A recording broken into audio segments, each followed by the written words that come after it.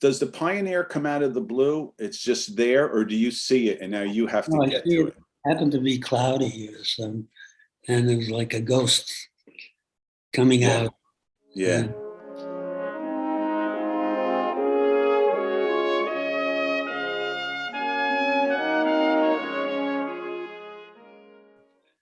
but difficult to get. The waves have become fairly high. You would think it's a sea, it's not an ocean, but there were high waves. And when I got close to the ship, there was a metal ladder that goes on the side. Yeah.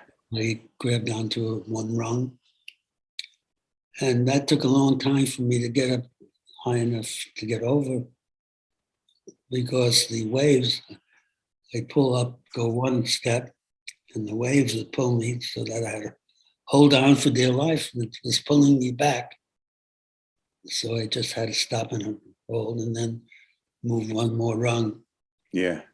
And then when I got close to the top, there was somebody, a sailor, reaching down, getting me the last couple of steps over. You're struggling to get up the rope. Yeah, when finally, all of a sudden I see a hand, Yeah. and at that time, it gets to me now. I thought it was the hand of God pulling me out. I did. Yeah. Wow. You're not the first person to say it that way. It's just a miracle for many survivors to have that moment when they know they're going to get home, they're going to be saved. And did you actually feel you might have slipped back into the water without that hand? Yeah. Really? You were out of gas. You were exhausted, weren't you? Yes, I was pretty close to that, letting go. Yeah. I couldn't. Yeah. Did you take that oil tank can all the way to the Pioneer, or did you let it go at some point? I held on to it till I was actually at the ship, and I saw the ladder. And it was, I remember now, it was there to the very end. Yeah. Until I grasped the ladder.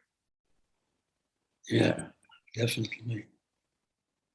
Did you think about, through your whole life, have you thought about it a lot or very little? Did you just kind of put it aside, or No, the whole thing, the whole Rohna story, is that something that you thought about a lot? Not in subsequent years, but I started writing about it.